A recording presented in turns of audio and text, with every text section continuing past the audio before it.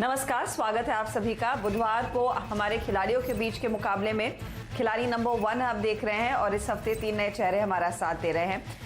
अजीत मिश्रा, सचिन गुप्ता और राजेश पालविया। और इनफैक्ट ये पहली बार है कि सचिन गुप्ता और राजेश पालविया खिलाड़ी नंबर 1 में भाग भी ले रहे हैं। तो देखते हैं यहाँ से आगे इनकी क्या स्ट्रैटेजी रहेगी। इनका प्रदर्शन अब तक हमने देखा है, स्पेशली सचिन का तो काफी उम्दा रहा है और एक अच्छा कंपटीशन दे रहे हैं हमारे वेटरन अजीत मिश्रा को।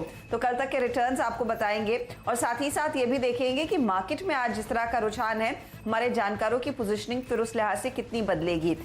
खुले तो हम मजबूत और 9000 तक के हाई को छुआ निफ्टी ने, लेकिन वहां से थोड़े से हल्के हुए हैं। करीब 70 अंकों का दबाव डेज हाई से देखने को मिला है और इस समय अगर आप निफ्टी पर नजर डालेंगे तो 8935 के लेवल्स देखने को मिलेंगे। निफ्टी बैंक के लिए आज की शुरुआत उम्मीद से बेहतर थी, क्योंकि कल तक हमने बिल्कुल ऐसा डेटा नहीं देखा था कि एक पुल बैक देखने को मिलेगा, लेकिन पुल बैक जरूर आया।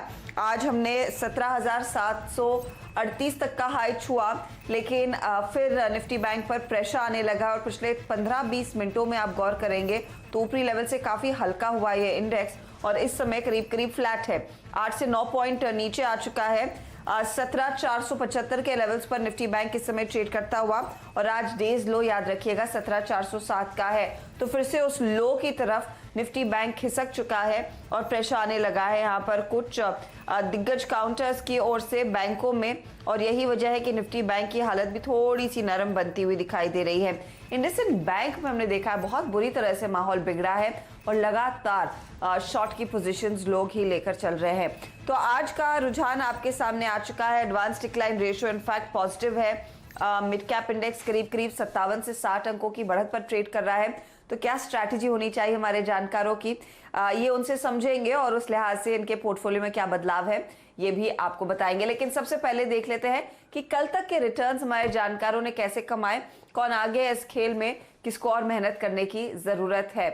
तो वो रिटर्न्स भी आपके स्क्रीन पर आते हुए हमने देखा है। पॉजिटिव रिटर्न्स सचिन और अजीत ने अपने नाम जरूर किए थे और आप देखेंगे करीब 10 से 8% तक के रिटर्न्स दोनों ने अपने नाम किए।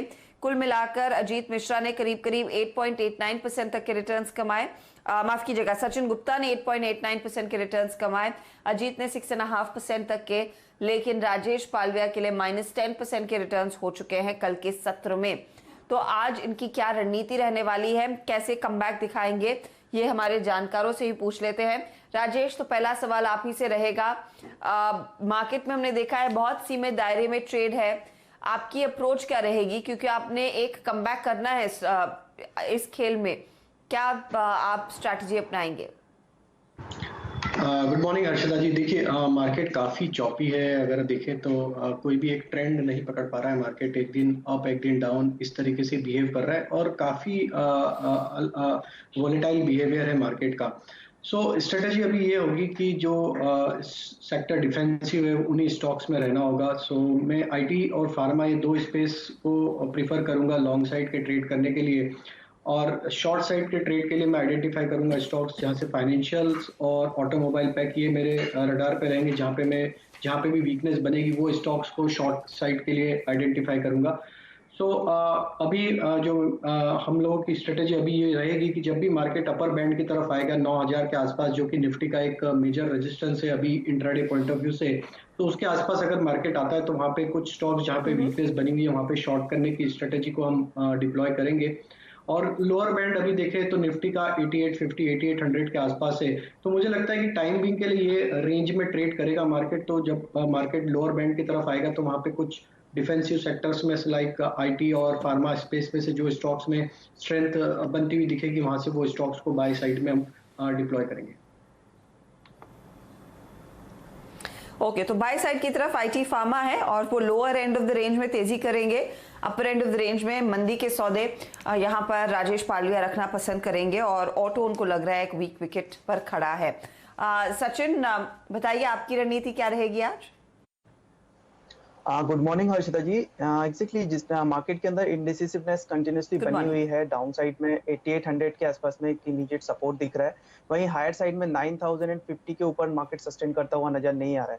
तो मुझे लग रहा है एक चॉपी मार्केट है अभी 1 से 2 ट्रेडिंग सेशन के लिए। तो आज के लिए जो अप्रोच रहेगा, हालांकि ऑलरेडी बाइंग सेल साइड में हम लोग के कॉल्स ओपन हैं, बट आज के लिए जो ट्रेड रहेगा मेरा वो बाइंग साइड में इनिशिएट करना चाहूंगा।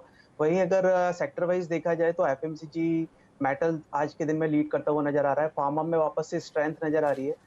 तो मुझे लगता है कि ये सेक्टर्स जो है आने वाले 1 से 2 ट्रेडिंग सेशंस के अंदर जो है एक अच्छा अपसाइड मोमेंटम दे सकते हैं। वहीं अगर बट बैंक निफ्टी की बात किया जाए निफ्टी के कंपैरिजन में, तो एक वीकनेस लगातार बनी हुई है। आज के 73 में भी अराउंड 17,500 के लेवल्स ब्रेक करते हुए बैंक निफ्टी नजर आ रहा है। अगर ये लेवल्स बैंक निफ्टी में ब्रेक होते हैं तो मुझे लगता है डाउन साइड में एक बार 17,100 और 17,000 रुपए तक के लेवल्स जो है वो डाउन साइड में बैंक निफ्टी टेस्ट कर सकता है। तो आज के दिन का जो रणनीति रहेगी वो एक बाय कॉल इनिशिएट करना चाहेंगे। ओके, आप एक बाय कॉल देंगे, वो कौन सा स्टॉक रहेगा वो मैं आपसे पूछूंगी, लेकिन अजीत से पूछ लेते हैं उनकी रणनीति क्या रहेगी। अजीत, देखिए कुछ सेक्टर्स आइडेंटिफाई किए हैं हमारे बाकी दो जानकारों ने। आईटी फार्मा पॉजिटिव है, ऑटो नेगेटिव है, एफएमसीजी मेटल में एक्शन है, फार्मा में तेजी है, सचिन कह रहे हैं। आपने क्या पकड़ा है और आपकी रणनीति क्या रहने वाली है आज?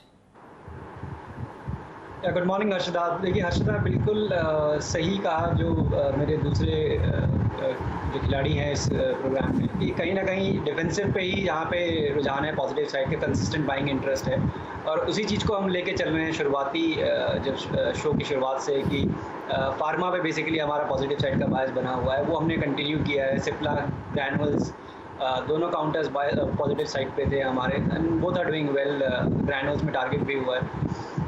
बट सबसे बड़ा कंसर्न मुझे लगता है कि हर्षदा, एक सबसे जो चैलेंजिंग पार्ट है यहाँ पे मार्केट में, कि निफ्टी कोशिश ज़रूर कर रहा है हायर लेवल सस्टेन करने की, एक रिकवरी की। तो जैसे कि हमने कल भी बात की थी कि ये प्रॉब्लम जस्ट केवल बैंक निफ्टी की वजह से, जहाँ पे कि प्रेशर काफ़ी ज़्यादा है, वो कहीं ना कहीं सस्टेन नहीं हो रहा है। बट आज मुझे हर्षदा, आई डोंट नो, मतलब लगता है कि आज पॉसिबिलिटी है कि सेकेंड हाफ में कुछ एक रिबाउंड देंगे हम।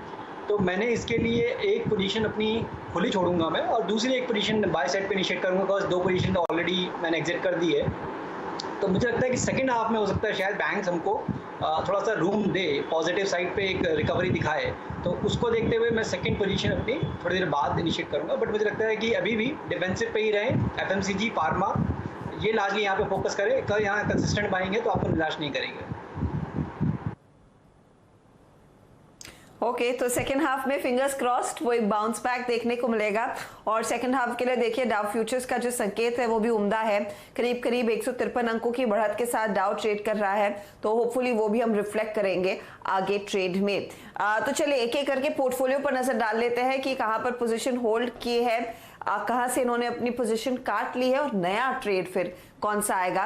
राजेश पालविया के पोर्टफोलियो पर एक बार नजर डाल लेते हैं। इन्होंने कल, आपको याद होगा, एनआईटी लिमिटेड पर एक बाय कॉल दिया, उसमें वो बने हुए हैं, लेकिन कल इन्होंने इमामी में प्रॉफिट बुक कर लिया और पावर ग्रिड में स्टॉप लॉस ट्रिगर हुआ था। तो राजेश के पास 2 ट्रेड्स जोड़ने के मौके हैं।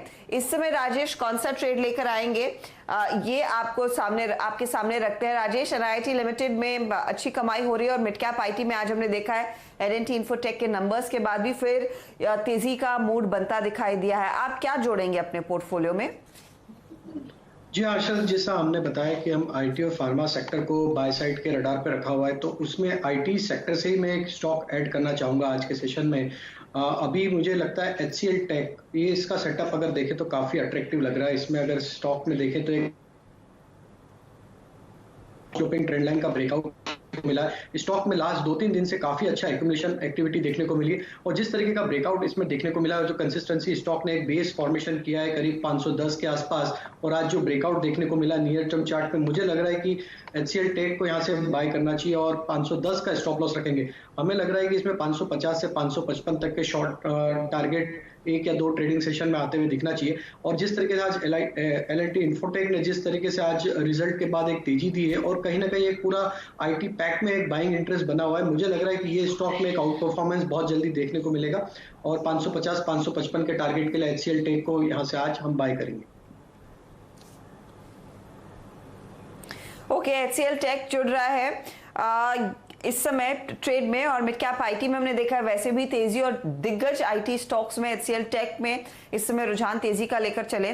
550 से 555 ये टारगेट की रेंज है राजेश पालविया के लिए। स्टॉप लॉस 524 पर लगाने की सलाह और स्टॉक देखिए 525 के आसपास इस समय कर रहा है कारोबार। एक बार फिर स्टॉक पर नजर डाल लेते हैं चार्ट्स पर क्या दिखाई दे रहा है। HCL टेक करीब 1.5% ऊपर है इस समय कारोबार के दौरान और लगभग 525-526 के आसपास कर रहा है कारोबार। 1 से 2 दिनों तक आपने इस ट्रेड को होल्ड करना होगा 550 और इसके आगे 555 के टारगेट्स को अचीव करने के लिए। यह है राजेश की पहली पिक। दूसरी पिक वो इस समय देंगे या आगे, उस पर आगे आएंगे, लेकिन सचिन गुप्ता का पोर्टफोलियो तब तक देख लेते हैं। और सचिन गुप्ता ने देखिए कल